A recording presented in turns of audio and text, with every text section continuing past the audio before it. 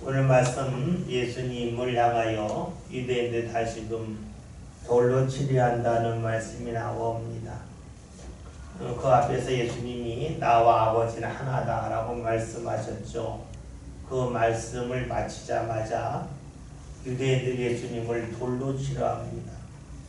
지난주에 우리가 아버지와 나는 하나다, 즉 예수님과 하나님 하나라고 하는 것은 하나님이 좋아하시는 일을 예수님을 통하여 우리가 알 수가 있고, 또 예수님을 통해서 하나님 무엇을 기뻐하시는지, 또 무엇을 원치 아니하시는지를 알 수 있다는 말씀도 보았죠.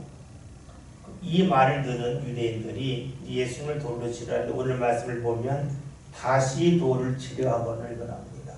그러면 그 전에도 유대인들이 예수님을 돌로 치려 했다는 그 말씀이 있어야 되겠죠. 우리가 요한복음 8장 한번 볼까요? 8장 맨 마지막 절인 59절 읽겠습니다. 다 함께 읽겠습니다. 8장 59절. 그들이 돌을 들어 치려거늘 예수께서 숨어 성전에서 나가시니라. 아멘. 이건 바로 예수님께서 아브라함이 내 때를 보기를 원했다 하는 말씀을 하시는 게 유대인들이 예수님을 향하여 돌로 치려했다는 거죠. 우리가 그때 이 말씀을 보면서 예수님이 십자가에서 죽기 전에 돌아가시면 안 되기 때문에 피해 가시는 말씀을 보았습니다. 즉 예수님은 죽는 것이 두려운 것이 아니라 하나님이 원하시는 때에 죽으셔야 하기 때문에 때로는 사람들이 피해 가셨다는 겁니다. 사람들이 볼 때 비겁해 보일 수 있고, 사람들이 볼 때에 용기가 없는 그런 분이기 때문에 과연 이분을 믿어야 할까 하는 의구심이 들려져 모르겠지만 예수님은 그런 것에 신경 쓰지 않으셨습니다. 철저하게 하나님의 뜻을 따르기 위해서는 때로는 비겁하다는 소리를 들을 수도 있고, 때로는 손가락질을 받을 수 있다 할지라도 그것을 마다하지 아니하셨다는 거죠. 우리가 신앙생활하면서 내가 열심을 다하기 때문에 나는 늘 좋은 소리를 들어야겠다라고 생각한다면 그것은 성경과는 쭉 떨어져 있는 우리 자신의 생각입니다. 왜냐하면 우리가 신앙 가운데 살고 주의 뜻을 따르다 보면 예수님이 돌을 들어 치려할 때에 숨어가셨다, 나쁘게 말하면 도망갔다는 말이 돼요. 그렇게 하신 거죠. 우리가 하나님의 뜻에 따라 살다 보면 때로는 사람들이 볼 때에 비겁하다고 말할 수 있고 손가락질할 수도 있겠고, 때로는 내 자존심이 크게 무너질 수 있어요. 우리는 자꾸만 하나님의 뜻대로 살면 내 삶이 영광될 거다라고 생각을 하는데, 영광되라고 하는 것은 결과적으로 영광되는 것이지 순간순간을 영광되는 것은 아니다 하는 것을 우리가 기억해 볼 필요가 있겠죠. 그러니까 예수님 믿고 하나님 믿고 살면서 내게 왜 이런 어려움이 있냐라고 질문할 필요가 없어요. 왜냐하면 그것이 예수 믿는 사람에게는 일상이기 때문에 그래요. 예수님이 사람들이 돌로 치려할 때에 숨어가셨다. 비겁해 보이고 또 때로는 수치스러워 보여도 하나님이 원하시는 때에, 하나님이 원하시는 장소에서, 하나님이 원하시는 모습으로 돌아가셔야 되기 때문에 하나님의 때를 위해서 그렇게 하신 거다 하는 말씀을 그때 보았었죠. 오늘 말씀을 보면 유대인들이 예수님을 돌로 치려합니다. 이제 그 다음에 나오겠지만 이렇게 돌로 치려한 이유는 예수님이 하나님을 모독했다 하는 겁니다.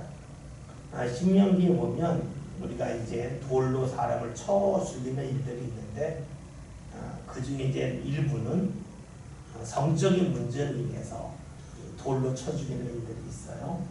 또 하나는 누군가가 하나님을 믿는 자리에서 하나님을 모독하거나 하나님을 믿지 못하도록 꿰 때에 그 그 사람을 향하여 돌로 치라고 했어요. 그러니까 지금 예수님 성적인 문제는 아니고 유대인이 돌로 치료한 것은 예수님이 하나님을 믿도록 하는 자리에서 떠나게 했다. 또 불신앙으로 이끌었다. 또 신성 모독했다 하는 마음을 가졌기 때문에 그래요. 앞에서 보았던 것처럼 예수님의 아버지와 하나다라고 말씀하셨는데 그 말씀을 도저히 받아들일 수 없었기 때문입니다. 지금 이들이 신앙적으로 열심히 있다고 볼 수가 있어요. 여러분, 열심히 있는 사람의 특징이 있죠. 이게 분노할 줄 안다는 거예요. 열심이 없으면 분노하지 않죠. 열심히 있을 때에 분노할 줄 압니다. 그 분노가 누굴 죽이겠다는 분노가 아니라 거룩한 분노죠. 참지 못하는 이 악에 대해서 참지 못하고 또 하나님을 떠난 것에 대해서 참지 못하는 그 분노함이 사람에게 있다면 열심히 있는 사람이라고 볼 수가 있어요. 근데 우리가 여기서 한 가지 살필 것이 있어요. 과연 이들의 열심이 바른 열심일까 하는 겁니다. 왜냐하면 이들이 지금 예수님이 하나님과 하나라는 말씀을 듣고 이것은 하나님을 모독할 거다라고 생각해서 돌로 치료했습니다. 그러했다면 그런 믿음과 그런 신앙을 갖고 있었다면 왜 이들은 지금까지 성전에서 장사하면서 하나님이 원하시는 일을 하지 않는 이들에 대해서는 분노하지 않았는가 하는 질문을 할 수밖에 없습니다. 이들이 지금 하나님의 뜻을 어긋나는 사람을 향하여 참지 못해서 돌을 들어 죽이겠다고 할 정도의 열심이라면 하나님의 성전에서 돈을 바꿔주고 짐승을 팔고 이런 사람들에 대하여 장사하는 사람들에 대하여 하나님의 집, 기도하는 집을 강도의 수굴로 만든 이들을 향하여 분노해야 정상입니다. 그런데 이들은 분노하지 않았습니다. 침묵해왔습니다. 가만히 있었습니다. 그렇다면 이들의 열심은 계속적이고 일관성 있는 열심이 아니라 한쪽에 치우친 열심이라고 볼 수가 있습니다. 특별히 성전은 대제사장이 관할한 지역이었기 때문에 즉 힘있고 권력 있는 사람들에 대해서는 침묵하고 예수님처럼 나사렛 출신의 목수의 아들의 내세울 것 없는 그런 대상을 만났을 때에는 아주 강력하게 무언가 꾸짖어 하는 이 모습을 본다면 이들은 옳지 않는 그런 열심을 가졌다고 말할 수가 있습니다. 여러분, 우리가 무언가 옳은 일을 한다, 열심을 냈다고 할 때에 반드시 필요한 것이 하나 있습니다. 그것은 바로 분별력입니다. 분별력 없는 열심은 오히려 일을 망치고 맙니다. 분별력 없는 열심은 하나님의 일을 방해를 하죠. 우리가 잘 아는 로마서 10장 2절 3절에 바울이 유대를 향하여 이런 식으로 표현합니다. 내가 증언하노니 그들이 하나님께 열심이 있으나 열심히 있다는 겁니다. 그러나 올바른 지식을 따른 것이 아닙니다. 올바른 지식을 따르지 않았다는 것은 하나님의 말씀을 제대로 따르지 아니하면서 하나님에 대한 열심이 있었다는 것입니다. 그 결과 무엇인가 3절을 보면 하나님의 의를 모르고 자기 의를 세웠다는 겁니다. 힘써 하나님의 의에 복종하지 않았다는 겁니다. 열심은 있었으나 말씀과 동떨어진 열심은 하나님의 의를 드러내는 것이 아니라 결국 자기의 의를 드러내는 것임을 알려주고 있죠. 분별력은 어디서 올까요? 하나님의 말씀에 대한 지식을 바르게 갖는 데 있습니다. 하나님의 말씀을 제대로 알지 못한다면 내 생각을 하나님의 생각, 하나님의 말씀으로 여기면서 잘못된 방향에 열심을 내고 말겠죠. 말씀에 대한 올바른 지식은 성경에 대한 글자를 많이 아는 데 있지 않습니다. 성경에 나오는 글자는 하나님의 마음을 표현한 것입니다. 그러기에 하나님의 마음을 알지 못하고 글자만 본다면 우리는 주의 말씀을 제대로 알지 못하게 되겠죠. 여러 번 말씀드려서 한 번 더 드립니다. 우리나라 말에서 죽겠다 하는 말이 있죠. 배고파 죽겠다. 죽겠다는 것이 아니라 정말로 매우라는 뜻이죠. 매우 배고프다 할 때에 배고파 죽겠다. 매우 보고 싶다 할 때 뭡니까? 보고 싶어 죽겠다. 죽겠다는 말이 정말로 죽겠다는 뜻이 아니라 매우라고 하는 그 말을 강조해 주는 뜻에 불과합니다.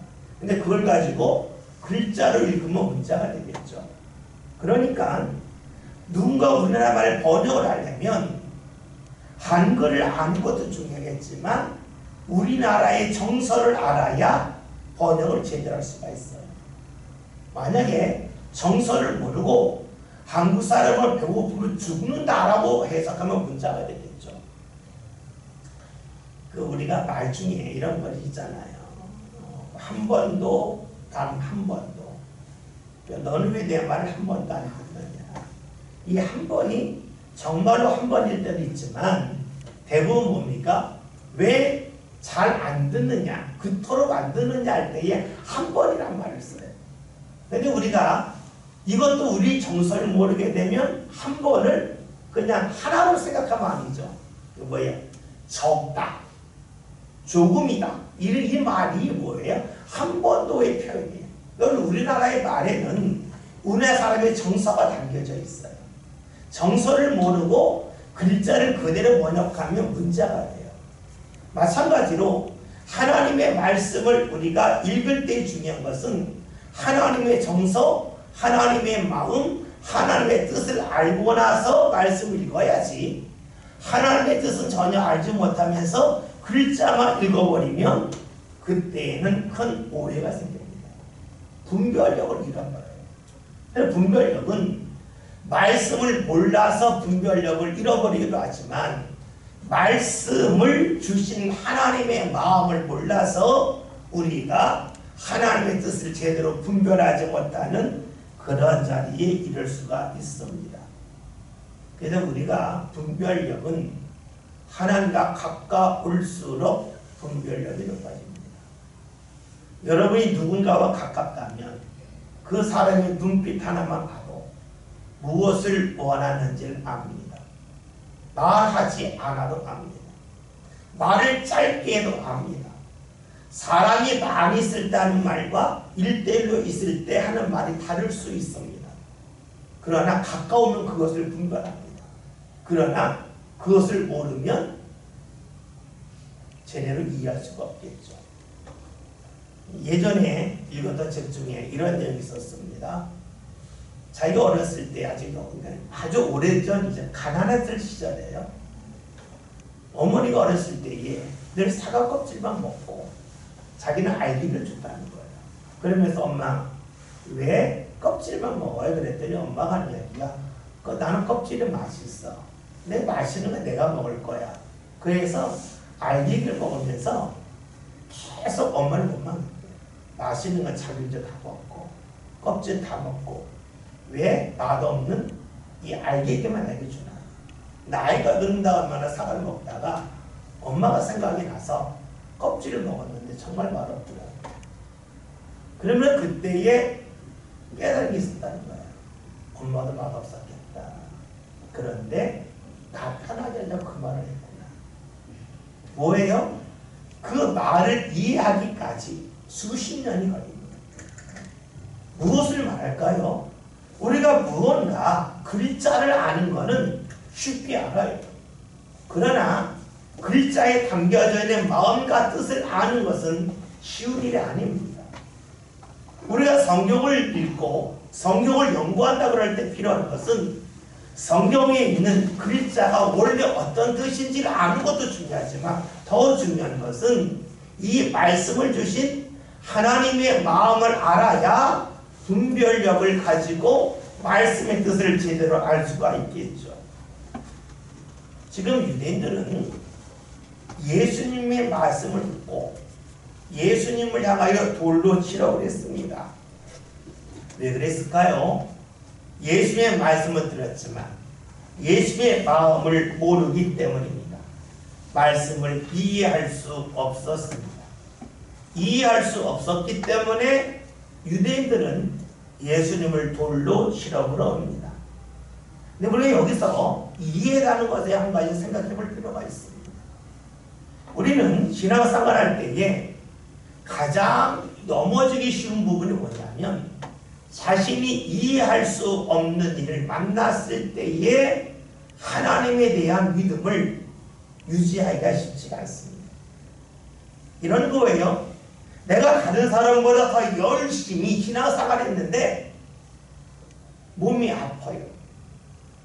가족 중에 큰 병이 걸린 사람이 있어요. 그러면 사람들은 대부분 이런 이야기를 합니다. 아니 내가 이토록 열심을 다했는데 왜 나에게 이런 일을 주시는지 하나님을 이해할 수 없습니다. 라는 이야기를 많이 합니다. 이해할 수 없기 때문에 하나님이 원망스럽고 이해할 수 없기 때문에 하나님을 믿어야 될지 말아야 될지 모르겠다고 얘기를 합니다. 그런데 우리가 꼭 물을 것이 있습니다. 우리가 하나님을 이해했기 때문에 믿는가 하는 겁니다. 하나님이 과연 우리의 이해의 대상일까 하는 겁니다. 우리가 욥기에 있는 말씀을 보면 욥이 많은 어려움을 당할 때에 그 친구들이 와서 네가 잘못했기 때문에 어려움 당하는 거 아니냐 하는 이야기를 합니다. 다시 말하면 인과응보를 말합니다. 원인이 있으니까 결과가 있다. 이 결과를 보니까 네가 무언가 원인이 잘못된 원인이 있는 거 아니겠냐 하면서 계속해서 공격을 하죠. 욥을 이야기하면 나는 잘못한 게 없다. 그런데 왜 이런 일이 있는지 모르겠다 라고 계속 항변을 합니다. 그래서 친구를 답을 제대로 주지 못해요. 그러다가 욥이 자신의 부족함을 깨닫는 게 언제냐면 하나님이 그에게 말씀하신 때입니다. 하나님이 이런 말씀하신 거예요. 그냥 내가 천지 창조할 때에 내가 어떻게 창조했는지 아냐? 욥이 모르고 계속 질문을 합니다. 몰라요. 나는 아는데 너는 모른다는 거예요. 그건 무엇을 말하냐면 하나님이 하신 일 중에 사람이 아는 게 과연 얼마나 되겠는가는 겁니다. 우리 기독교 과학자 중에 무중학이라고 하는 그 천체 물리학자가 있어요. 그의 강의 내용은 이런 얘기가 있어요. 이 은하계라고 하는 것은 태양이라고 하는 항성, 가만히 있는 항성이 있고 지구가 행성 돌잖아요. 돌기 때문에 행성이고 가만히 항성이죠. 이 태양계가 멀리까지 뻗어 있는 게 은하계인데 이 은하계가 110억 개가 돼. 10억 개가. 그래서 은하계부터 끝까지 가는데 이 거리가 약 135광년, 5억 광년, 엄청난 일광년이 빛이 거는 거리거든요. 우리가 달부터 지구까지가 광년하면 1초입니다. 이게 짧은 거리예요. 근데 우리가 가려면 엄청나게 거리죠. 그렇게 큰 우주 속에서 우리 사람의 존재가 얼마나 작으냐.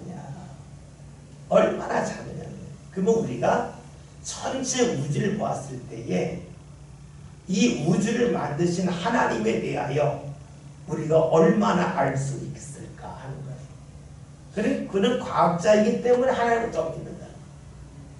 여러분, 우리가 아는 건 굉장히 작아요. 근데 우리는 내가 아는 게 작은데 모든 우주를 주관하시는 그 하나님이 하시는 일을 이해할 수 없는 것이 당연한데 이해할 수 없기 때문에 믿을 수 없다는 말이에요. 무척이나 큰 어리석음이죠. 욥이 하나님을 만나가는 고백이 욥기 42장에 나와요. 제가 말씀 읽을게요. 욥이 여호와께 대답하기를 주께서는 못하실 일이 없사오며 무슨 계획이든지 못 이루실 것이 없는 줄 아오니 무지한 말로 이치를 가르치는 자가 누구이니까. 자기가 아무것도 모르면서 무언가 떠들었다고 하는 것을 고백을 합니다. 나는 깨닫지도 못한 일을 말하였고 스스로 알 수도 없고 헤아리기로 어려운 일을 말하였나이다. 하나님을 만나고 나서 하는 고백이 뭐냐면 내가 이해할 수 있는 것이 거의 없다는 겁니다. 나도 모르는 말을 계속해서 떠들어왔다고 말하고 있죠. 여러분, 그래요. 우리가 무언가 이해해서 하나님을 믿는다고 한다면 그것은 큰 착각입니다. 우리 사람이 겸손할 필요가 있습니다. 겸손한다는 것은 무엇을 말하냐면 나 자신이 무언가 다 알아야 한다고 하는 그 자체가 교만임을 아는 겁니다. 하나님이 하시는 일을 우리가 다 어떻게 알겠어요? 우리에게 필요한 것은 이해가 아닙니다. 하나님을 향한 믿음입니다. 이렇게 본다면 유대인들은 지금 예수님에 대해 얼마나 많이 알고 있을까? 잘 알지 못합니다. 알지 못함에도 불구하고 빠른 결정을 내려고 합니다. 그리고 예수님을 향하여 돌로 치려고 합니다.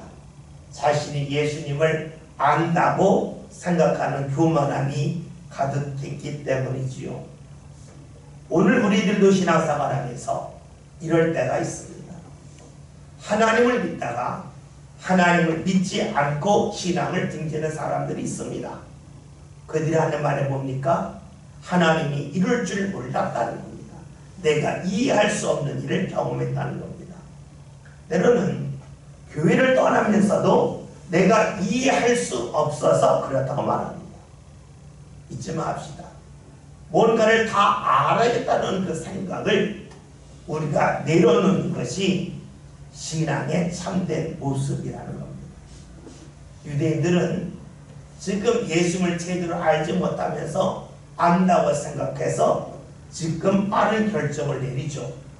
오늘 우리들에게도 그런 유혹이 다가올 수 있습니다. 예수님을 향하여 돌을 들고 치료했던 이들처럼 오늘 우리들도 내가 이해할 수 없는 일을 만나면 내가 믿는 신앙을 향하여 돌을 던지고 신앙을 포기하고 신앙에서 멀어지려고 하는 어리석음이 우리에게 찾아올 수도 있는데 우리가 주의할 필요가 있겠죠. 32절에는 말씀 다 같이 봅니다. 말씀 봅니다. 예수께서 대답하시되 제가 어둠을 알리하와 여러 가지 선한 일로 너희에게 보였거늘 그 중에 어떤 일로 나를 돌로 치려 하냐. 아멘. 예수님이 하신 말씀은 내가 선한 일을 했는데 이 선한 일은 아버지로 말미암았다는 겁니다. 아버지로 말미암았다고 하는 것은 선한 일을 한 그 능력, 앞에 있는 말씀대로 하면 맹인된 사람에게 눈을 밝게 한 것이라든가 또 때로는 오병이의 역사를 일으킨 거라든가 그 모든 일들이 예수님이 스스로 한 것이 아니라 하나님의 능력으로 행하였음을 말씀하고 있습니다. 또 하나님으로 말미암았다고 하는 것은 그 일을 하는 시기, 그 일을 한 장소, 그 일을 하는 방법까지도 하나님의 뜻대로 행하였다 하는 것을 알려주고 있지요. 여러분, 이렇게 예수님은 어떤 일, 또 시기, 장소, 방법 모든 것을 하나님으로 말미암아 했다는 것은 하나님과 예수님이 하나가 되었음을 말씀해주고 있습니다. 이 속에는 하나님이 원치 아니하시면 하지 않았다는 뜻도 담겨져 있죠. 그리고 이것을 좀 더 확대한다면 이것이 바로 예수님이 지신 십자가라고 볼 수가 있습니다. 아버지로 말미암아, 즉 하나님의 뜻으로 말미암아 십자가를 지셨다는 것이 되죠. 따라서 이 십자가를 졌다고 하는 것은 다른 말로 하면 하나님의 말씀에 순종했다가 됩니다. 그래서 어떤 분은 무엇이 십자가냐 할 때에 내 삶에 어려움을 당하는 것 십자가라 라고 말하지 아니하고 하나님의 말씀이 십자가란 말입니다. 예수님이 십자가를 지신 것은 하나님의 말씀으로 말미암은 것이기 때문에 하나님의 말씀이 때로는 나에게 좀 쉽게 다가올 수도 있겠고 좀 어렵게 다가올 수도 있겠죠. 그리고 말씀대로 살아서 사람들에게 환영받을 수도 있고 때로는 말씀대로 살았기 때문에 예수님처럼 사람들에게 비웃음을 당할 수도 있어요. 그러나 그 모든 것이 똑같이 십자가랍니다. 우리가 어려움을 당하면 나는 십자가 지고 있어 라고 하는 말을 하는데 어렵기 때문에 십자가가 아니라 내가 주의 말씀을 따를 때 비로소 내 삶이 십자가를 지는 것이지 어렵기 때문에 십자가라고 말한다면 그것은 우리가 지금 신앙적으로 볼 때에 예수님과 좀 동떨어진 그 모습이라고 말할 수가 있습니다. 예수님은 돌로 치려고 하는 일이 어떤 일 때문인지를 묻고 계십니다. 즉 예수님이 하나님이라 하셨는데 예수님이 하나님을 할 때에는 사람들이 좋아하는 일이 있어요. 때로는 사람들이 좋아하지 않는 일이 있습니다. 예수님은 이걸 아셨죠? 그러나 예수님은 선택하지 않으셨습니다. 사람들이 좋아하니까 하고 사람들이 좋아하지 않으니까 안 한다 하는 것이 아니었죠. 앞에서 말씀드렸습니다. 우리가 신앙생활 할 때 중요한 것은 하나님 일을 할 때에 내가 다 이해하겠다고 하는 생각이 있으면 안 됩니다. 또 하나는 내가 하나님 일을 했기 때문에 영광 받겠다는 생각도 있으면 안 됩니다. 왜냐하면 이 세상이기 때문에 그렇습니다. 여러분 이 세상은 우리가 하는 말, 자주 하는 말 죄악이 가득한 세상이란 말합니다. 죄악이 가득하다고 하는 것은 선한 일을 선하게 보지 않는다는 겁니다. 선한 일을 선하게 보면 악한 세상이 아니죠. 세상이 악하다고 하는 것은 선한 것을 선하게 보지 않습니다. 왜곡해서 봅니다. 따라서 내가 하나님의 일을 했을 때에 세상이 선하다면 그 하나님의 일을 한 나에 대하여 사람들이 박수해주고 또 기뻐해주고 환영해줍니다. 그러나 세상에는 죄가 많기 때문에 선한 일을 해도 하나님의 일을 해도 그것을 하나님의 일로 선한 일로 여기는 사람이 있는가 하면 그렇지 못한 사람도 많습니다. 따라서 우리가 하나님의 일을 했을 때에는 환영받을 수도 있지만 때로는 어려움을 당할 수도 있습니다. 우리가 간혹 있는 것이 있습니다. 왜냐하면 예수님을 통하여 모든 죄가 사함을 받았기 때문에 예수님이 십자가에 달리시고 부활하신 후에 이 세상에는 죄가 사라졌다 생각하면 곤란합니다. 예수님이 죄를 이기셨으니까 이 세상엔 죄가 없다라고 생각하면 어려운 겁니다. 그렇지가 않습니다. 예수님이 세상의 죄를 이기셨지만 여전히 세상에는 죄가 있습니다. 성경은 우리에게 말씀하고 있죠. 우리가 죄를 이김이 무엇입니까? 그것은 세상 이김은 믿음입니다. 예수님을 믿음을 통해서 예수님을 따라감을 통해서 죄를 이기는 것이지 예수님의 죄를 극복하셨기 때문에 죄가 없다는 게 아닙니다. 따라서 우리가 주의를 할 때에는 계속해서 죄와 부르칠 수밖에 없고 죄와 부르친다는 것은 하나님의 일을 했을 때에 환영받지 못하고 오히려 손가락질 받을 수 있고 어려움 당할 수 있다는 것을 말하지요. 말씀대로 살아도 우리에게는 어려움이 있습니다. 세상이 악하기 때문이죠. 그리고 그로 인하여 우리 삶 가운데 고통이 따릅니다. 옳지 않은 자세를 가지고 살 때가 있습니다. 우리가 이제 그것이 몸에 딱 자리 잡고 나면 물리치료 받아가고 또 우리 자세를 교정하죠. 자세 교정하는 거가 왜 합니까? 자세를 교정해야 더 아프지 않기 때문에 그럽니다. 이 교정은 힘듭니다. 아픈 자세로 사는 게 편합니다. 교정하려면 무척이나 힘듭니다. 고통이 따릅니다. 여러분, 하나님이 하시는 일이 무엇입니까? 하나님은 예수님을 통하여 우리 삶 가운데 악을 제하여 주십니다. 악하라고 하는 것은 다른 말로는 틀렸다는 겁니다. 바르지 않다는 겁니다. 그것이 악한 거예요. 그러면 악을 제한다고 하는 것은 다른 말로 하면 설린 자세를 바르게 잡는 걸 말합니다. 그러니까 예수님이 악을 이겼다. 내가 그 예수님을 믿는다 할 때에는 내 삶에 삐뚤어진 것을 바르게 잡는 겁니다. 당연히 고통이 따를 수밖에 없습니다. 그러니까 우리가 믿을 때 고통스럽다, 힘들다고 하는 것은 세상이 악하기 때문에 선한 일을 인정하지 못해서 우리 삶 가운데 고통이 있을 수 있고, 또 하나는 나의 삐뚤어진 삶의 자세를 바르게 교정하는 그 자체가 힘든 겁니다. 우리 몸이 그걸 보여주잖아요. 만약에 우리 몸을 교정할 때 하나도 힘들지 않다, 그러면 다 교정을 하죠. 이게 힘들어요. 힘드니까 교정을 하려고 하다가 스스로 포기하죠. 육체만 그런 것이 아니라 우리의 영혼도, 우리의 삶도 그러하다는 것이죠. 그래서 우리가 하나님의 일에 참여하면서 내가 환영받겠다고 하는 생각, 내 삶 가운데 고통이 없을 거라고 하는 생각은 우리가 내려놓아야 됩니다.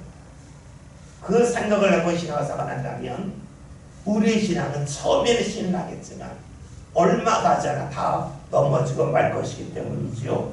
33절 다 같이 함께 봅니다. 너희들이 대답하되 선한 일로 말미암아 우리가 너를 돌로 치는 것이 아니라 신성 모독으로 일하니 네가 사람을 이겨 자칭 하나님이라 하느니라. 네. 지금 유대인 대답합니다. 네가 선한 일을 했기 때문이 아니라 네가 말한 것이 신성 모독이라는 겁니다. 근데 여기서 말하는 것은 네가 선한 일을 하지 않았다고 합니다. 선한 일을 한 걸 인정하겠다.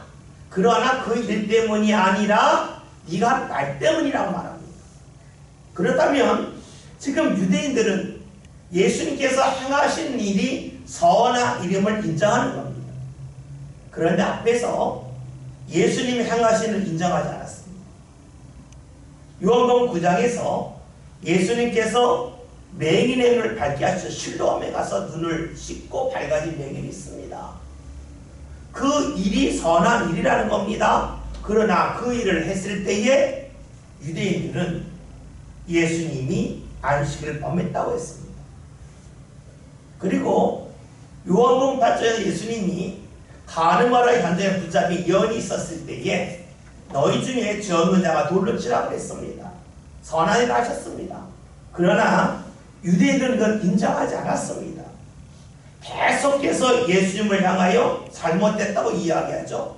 심지어 요한복음 5장에서 38년 된 병자를 고치셨을 때에도 역시 그리하였습니다. 그럼 무엇을 말할까요?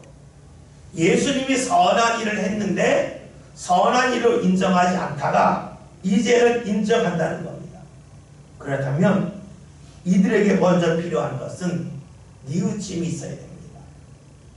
과거에 우리가 당신에 대한 시기와 질투로 인해서 당신이 옳은 일을 했고 선한 일을 했음에도 불구하고 그걸 인정하지 않았다라는 말을 해야 됩니다. 그런데 그런 뉘우침이 없습니다. 여러분, 그렇다면 지금 이들이 하는 말 속에는 진정성이 없습니다. 진정성이 없다고 하는 것은 이들의 주장이 맞지가 않는다는 것을 볼 수가 있습니다. 지금 이들이 하는 말이 예수님이 신성 모독하였기 때문에, 즉 예수님과 하나님이 같다고 하였기 때문에 돌로 친다고 말합니다. 그런데 과연 그럴까 하는 겁니다.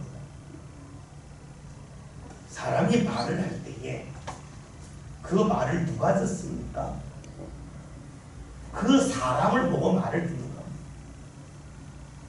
그 사람이 어떻게 살았는가, 그 사람의 주의가 어떤가 하는 걸 가지고 사람이 말을 듣죠. 여러분들이 지금 정부를 막 욕할 수 있습니다. 아니면 정부를 막 칭찬할 수 있습니다. 여러분이 아무리 이야기해도 방송에 안 나갑니다. 왜냐하면 우리는 방송에서 인정할 만한 지위에 있지 않기 때문에 그렇습니다. 근데 유명한 사람이 페이스북이나 어디에다가 SNS에다가 몇 마디 올리면 그냥 올라갑니다. 우리는 질문하죠. 저 사람은 내가 똑같은 말 했는데 왜 내 말은 안 듣고 저 사람 말은 듣고 기록합니까? 그런 질문한다면 사람들이 그러죠. 너랑 저랑 다르잖아. 그렇게 말하겠죠. 봅시다. 지금 예수님이 신성 모독했다고 가정해 봅시다. 그런데 사람들이 예수님을 정신병자 취급했다면 예수님이 아무리 그 말씀을 하신다 한들 이걸 가지고 신성모독은 말하지 않습니다. 정신병자가 말이라 그러는 거예요. 만약에 예수님이 정신병자는 아니지만 말씀을 하셨는데 사람들이 목수 아들이 뭘 알아? 제대로 배우지는 못한 자가 뭘 알아? 하고 비웃고 지나갔다면 예수를 향하여 신성 모독했다고 돌로 치료하지 않았을 겁니다. 왜 예수님이 하신 말씀을 듣고 돌로 치료했을까요? 예수님이 하신 말씀을 사람들이 들었기 때문에 그렇습니다. 왜 들었을까요? 말씀이 옳았어요? 예수님의 말씀을 이해했기 때문에 들었을까요? 성경을 보세요. 요한복음에 나와 있는 중점적인 말씀은 예수님이 말씀하셨을 때에 그 말씀을 듣고 깨달은 사람이 거의 나오지 않습니다. 처음부터 계속 반복되는 말씀은 사람들이 예수님의 말씀을 해도 그 말씀이 무슨 뜻인지 이해하지 못했다, 깨닫지 못했다. 이것이 반복적으로 하는 게 요한복음입니다. 그러면 사람들이 예수님의 말씀을 깨달아서 들은 게 아닙니다.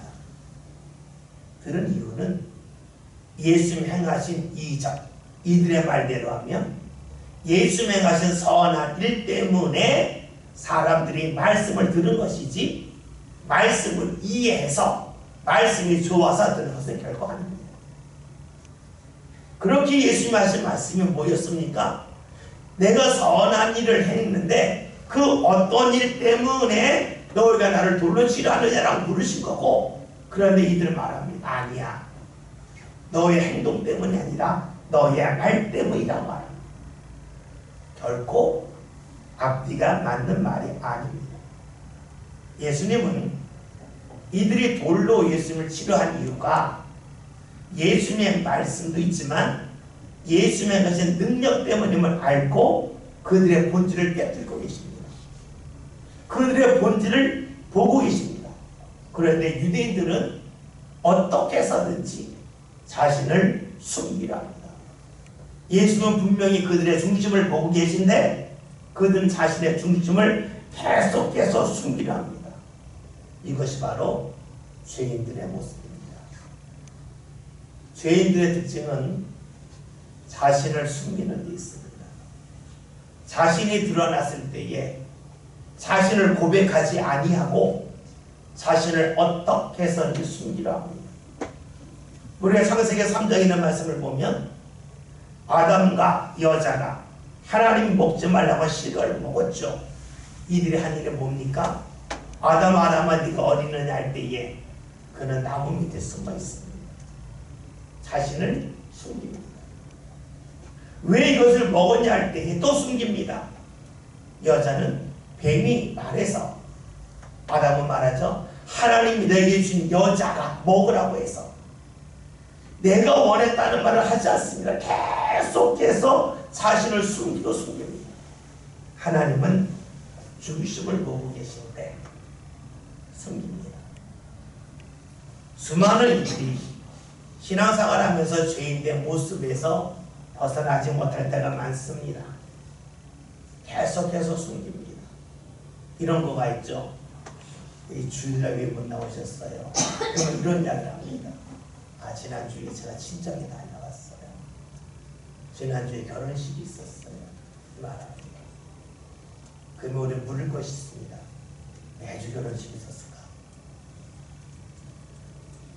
매주 지나갔다 왔을까? 아니잖아요. 그 뭐예요?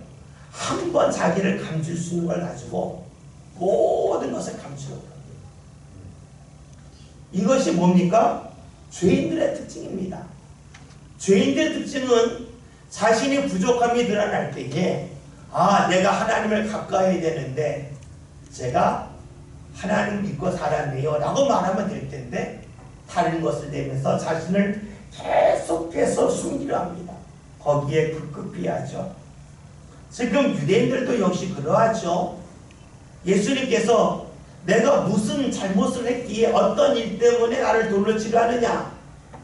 사실 예수님이 행하신 능력 때문에 이들은 예수님이 싫었지만 표현할 때에는 능력 때문이라고 말하지 않고 네가 한 말 때문이라고 이야기하고 있지요. 여러분, 이들은 지금 예수님이 하나님을 모독했다 그럽니다. 그렇다면 이들이 생각한 하나님은 어떤 하나님이겠습니까? 우리가 신앙생활 할 때에 하나님이 과연 어떤 분일까? 내가 믿는 하나님은 나에게 어떻게 다가오는 하나님을 원하실까 하는 부분에 대하여 반드시 물어볼 필요가 있습니다. 예수님은 하나님의 모습이 무엇인지 간에 알려주시고 아니면 선한 목자입니다. 선한 목자는 양을 위하여 자기의 목숨을 버릴 줄 안다는 겁니다. 양을 위해서, 양이 살게끔 하기 위해서 자신이 희생하는 것을 두려워하지 않는다는 것이 바로 선한 목자입니다. 근데 예수님 정말 그렇게 하셨죠. 요한복음 10장에서 선한 목자에 관한 말씀이 나오지만 그 앞에 요한복음 9장에서 예수님이 맹인된 사람, 남에서도 맹인을 고쳐주셨습니다. 예수님이 그 맹인의 눈이 밝게 된 날이 안식일임을 아셨습니다. 그 다음 날이면 문제가 안 됩니다. 그런데 예수님은 그걸 모르셨을까요? 이미 요한복음 5장에서 베데스다 연못가에서 38년 된 병자를 고쳤을 때에도 안식일의 문제로 시끄러웠습니다. 그렇다고 예수님을 잘 알고 계시기 때문에 요한복음 9장에서 그렇게 안 하셔야 맞습니다. 그런데 하셨어요. 왜 그러셨을까요? 이 사람의 눈이 밝아지는 일이 늦춰지길 원한 것이 아닙니다. 다시 말하면 예수님은 선한 목자가 자신의 목숨을 버려가면서까지 양을 지키고 양을 구원하듯이 예수님은 자신이 어려움을 당한다 할지라도 맹인된 자의 눈이 밝아지기를 원하셨습니다. 이것이 바로 주님의 말씀이었고 주님의 삶이었습니다. 오늘 우리가 믿는 하나님은 우리 삶 가운데 어떻게 다가오기를 원하십니까? 내가 힘들고 어려울 때에 나와 함께 하시고 나와 동행하시는 그런 하나님을 원하십니까? 즉 우리의 삶 가운데 함께 하시는 하나님이십니까? 아니면 많은 능력을 가지고 내가 필요할 때마다 무언가 공급해 주시는 하나님이십니까? 여러분은 하나님에게 받는 선물 이것을 가장 중요하게 여기십니까? 아니면 하나님 그분이 나와 함께하는 것을 더 중요하게 여기십니까? 많은 이들이 하나님을 믿는다 하면서 어떤 하나님을 원할까요? 내게 무언가 주는 하나님을 원합니다. 내게 무언가 주는 외적인 능력의 하나님을 원하고 계십니다. 그런데 예수님은 그런 분이 아니셨습니다. 선한 목자로서 앞에서 언급했던 것처럼 맹인된 사람을 위해서 자신이 희생하고 자신이 사람들에게 어려움을 받을 것을 아시면서도 그 길을 걸어가신 주님이십니다. 여러분, 신앙생활 할 때에 우리 외적으로 무언가 주는 하나님, 여기에 초점을 맞출 때가 많습니다. 이것은 우리의 삶을 굉장히 빈약하게 만듭니다. 우리의 삶을 아주 가난하게 만들죠. 여러분들이 생각하는 부모는 어떤 분입니까? 뭐가 좋은 부모입니까? 자녀가 필요할 때 용돈을 퍽퍽 주는 부모입니까? 아니면 자녀와 함께 시간을 보내는 부모입니까? 자녀들의 입장에서는 당장에는 시간을 보내는 부모보다 돈을 많이 주는 부모가 좋을 수 있습니다. 그러나 나중에 성장해 보면 합니다.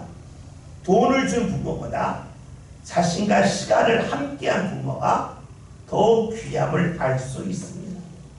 다시 말하면 외적으로 무언가 행하는 것보다 함께하는 것이 더 중요함을 알겠지요. 하나님도 우리의 아버지십니다. 우리의 부모이십니다. 그러게 주님께서 행하시는 것은 함께하는 겁니다. 어려운 사람이 있을 때에 함께하는 겁니다. 고통당할 거 알지만 함께 하시는 분이 바로 주님의 모습입니다. 그런데 유대인들은 이런 하나님에 대해 생각해 본 적이 없습니다. 하나님은 어려울 때 무언가 주시는 분, 여기에 관심이 많습니다. 이것은 우리가 하나님만 이야기할 때 해당되는 건 아닙니다. 여러분이 볼 때 좋은 교회가 어떤 교회가 좋은 교회입니까? 큰 교회입니까? 아니면 나 자신이 믿음이 성장할 수 있는 교회입니까? 우리는 교회 외형에 대해서 이야기하기 쉽겠지만 내가 이 교회에서 무엇을 통해서 믿음이 성장하고 또 믿음 가운데 하나님을 경험하는가, 이런 구체적인 데에는 많은 관심을 기울이지 아니할 수 있습니다. 다시 말하면 주님과의 교제, 주님과의 가까운 주님의 인도하심에 대하여 놓치며 신앙생활할 수 있습니다. 그걸 놓친다면 예수님을 만났던 유대인들의 모습과 같습니다. 그들은 예수님이 하나님과 같다 그럴 때 외형적인 걸 생각합니다. 자신을 사랑하셔서 자신과 함께 하시는 주님에 대한 그러한 생각이 전혀 없습니다. 그저 무언가 주고 무언가 능력 있고 무언가 큰 하나님만 생각하고 있지요. 저와 여러분 신앙생활 하면서 내가 믿는 하나님은 내 삶 가운데 어떻게 다가오셨으면 좋겠는지 예수를 통하여 분명하게 찾고 그런 주님을 우리가 소망하며 그런 주님을 붙잡고 살아갔으면 좋겠습니다. 오늘 말씀 예수님께서 이제 유대인들에게 하시는 말씀을 살펴보았죠. 그런 유대인들을 통해서 무엇이 분별력일까? 분별력은 하나님과 관계 속에서 나옵니다. 하나님을 알아야 말씀에 대한 분별력이 있다. 여러분 그러기에 말씀을 잊지 마시고 꼭 기도가 반드시 삶 가운데 이어져야 됩니다. 그럴 때에 주님이 원하신 일을 알 수가 있겠죠. 그리고 우리가 하나님 앞에서 나를 감추려고 하는 그런 어리석은 모습은 없으면 좋겠습니다. 나 자신의 부족함이 드러났을 때에 그 부족함을 그냥 인정하고 갑시다. 자꾸 나를 감추면 감출수록 주님 앞에 다가설 수 없겠죠. 부족함이 드러난 게 꼭 인정하시고 또 하나 세상은 악하기 때문에 신앙 가운데 살 때에 반드시 어려움이 있습니다. 그 어려움이 있는 것이 정상입니다. 그리고 내가 이해할 수 없는 주의 인도하심이 있습니다. 여러분 그것 때문에 불평과 원망하지 맙시다. 이해하지 못한 게 당연하지만 나는 그래도 하나님을 믿겠습니다. 하나님을 신뢰하겠습니다. 이 믿음이 저와 여러분의 믿음이 되어서 내가 이해할 수 없는 하나님이지만 그 하나님을 믿고 따르는 가운데 내가 이해할 수 없는 풍요로운 은혜를 주시는 하나님의 손길이 저와 여러분의 삶 가운데 반드시 나타나시기 바라겠습니다. 기도합니다. 하나님